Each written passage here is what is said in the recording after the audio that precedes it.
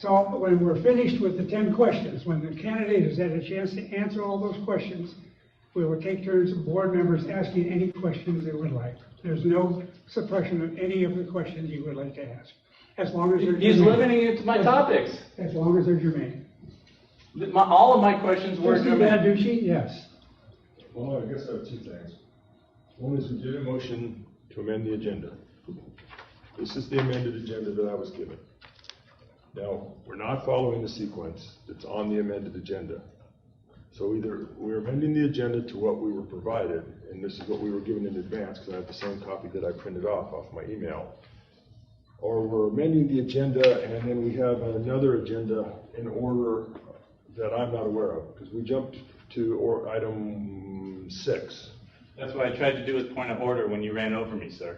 So that's my first question. We seem to have just jumped through on the agenda, and if we're amending it, the next thing I had, even if you were trying to welcome the candidate letter, which again, we're not following the amended agenda that we just passed and seconded a motion for, there would have been established process for interviews action. So I'm confused how we ended up all the way down on item number 6 that quickly on the amended agenda. That's not the order of what I see.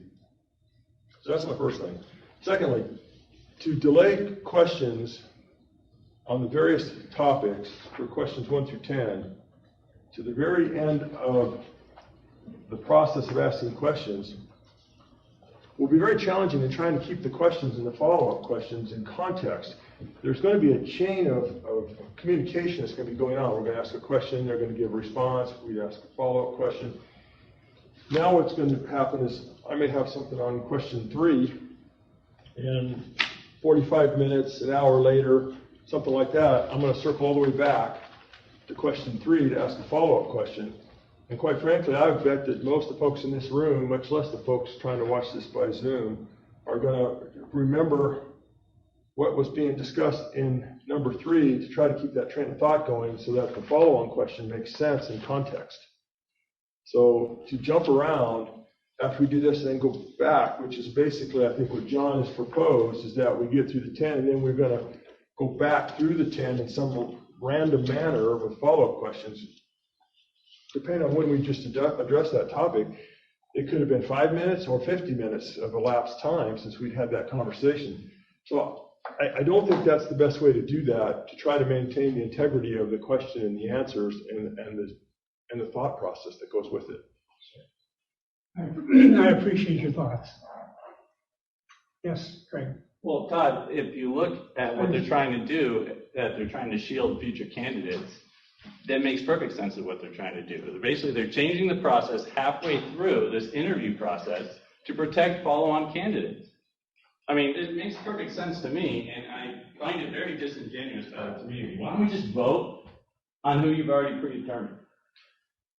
Are there any other discussion? I do have one comment. Not quite to Greg's point, but quite frankly, there's a bigger issue here. And in fact, I saw several emails come in today to the Board of Trustees, and at least one was from someone off the search committee, which kind of caught me by surprise. Rather highly regarded individual, highly educated and involved in the education system.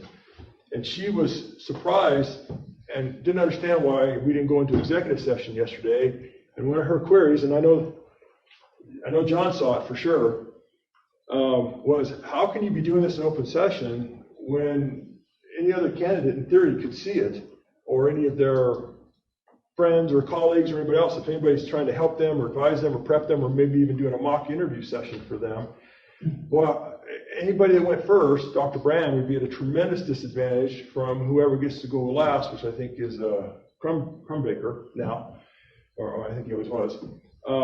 So I think that's still the elephant in the room, and I think you guys had some discussion on that yesterday, was what was the proper way to do a personnel action. And I know I posed the question before, and Pete, you told me I was right, and you told me that twice. So either it's the best practice or it's not. So I don't know.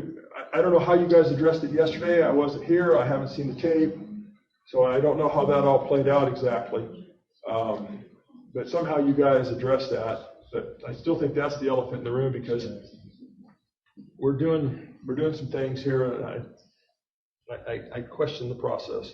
So why are we in open session? We amended agenda, and we're not following the amended agenda that we were provided.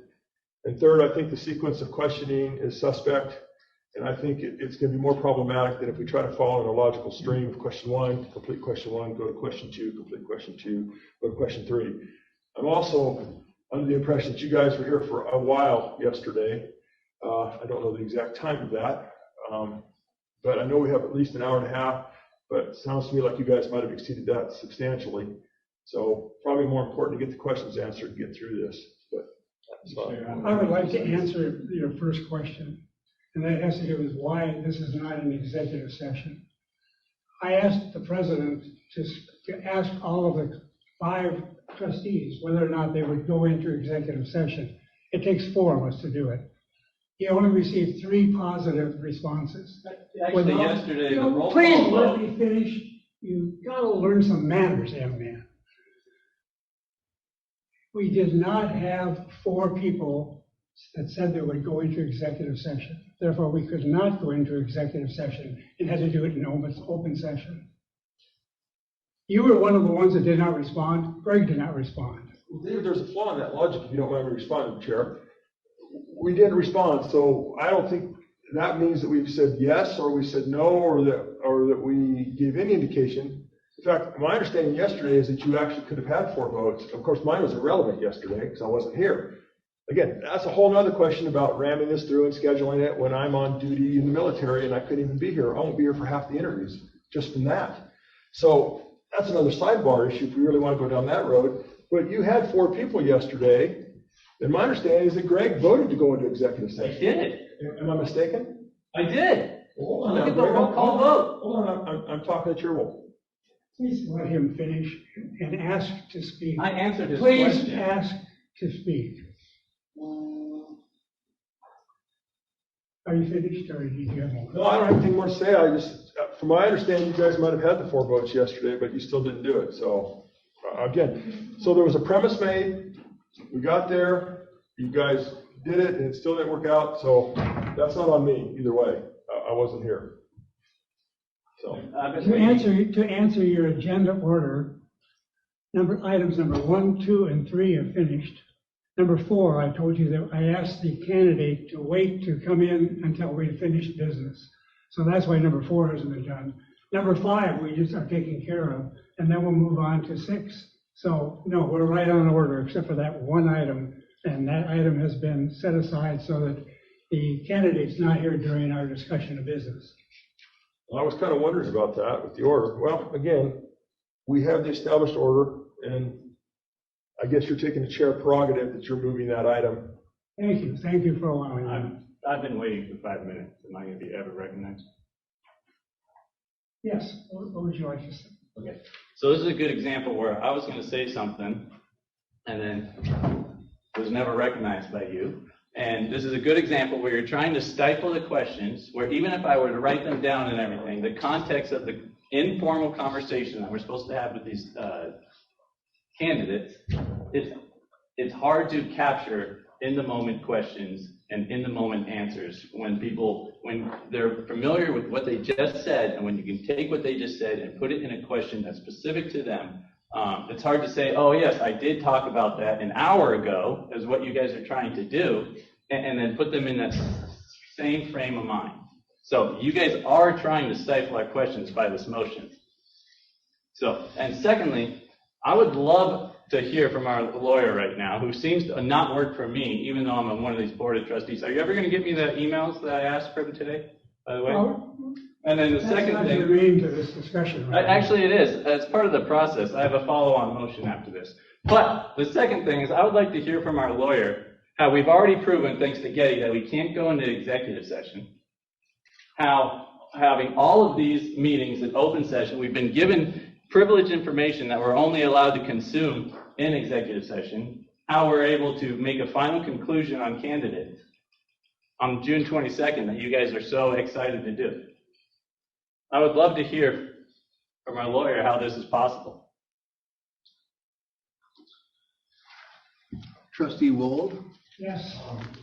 none of that is germane to this meeting. You have a pending motion and a second. It definitely relates to the process, sir. And Trustee McKenzie, I did discuss that with you yesterday. It doesn't need to be discussed again, and it's not part of this meeting.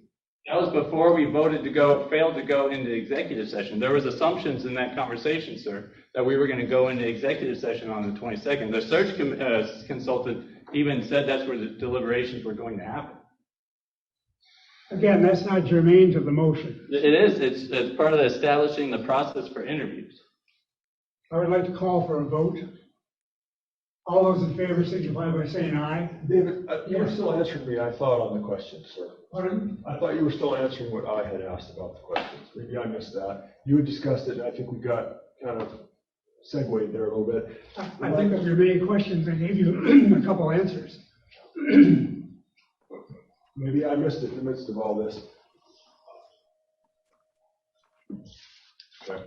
I had suggested about the timing of the follow-up questions to concur with the discussion of the original question. So follow-ups to one with one and that. And I heard your concern. Okay. Just think it'd be easier for the candidate. All those in favor signify by saying aye. Can we have a clarification of the motion? John, do you want to clarify the motion, please? Thank you, Mr. Chairman. My motion was to go through the pre-assigned questions with the candidate prior to asking any additional questions, but only limit the additional questions to any questions germane to the interview. Thank you. So once again, I'll call for the vote. All those in favor signify by saying aye. Aye. Aye. All those opposed? Nay. Nay. The motion carries 3-2.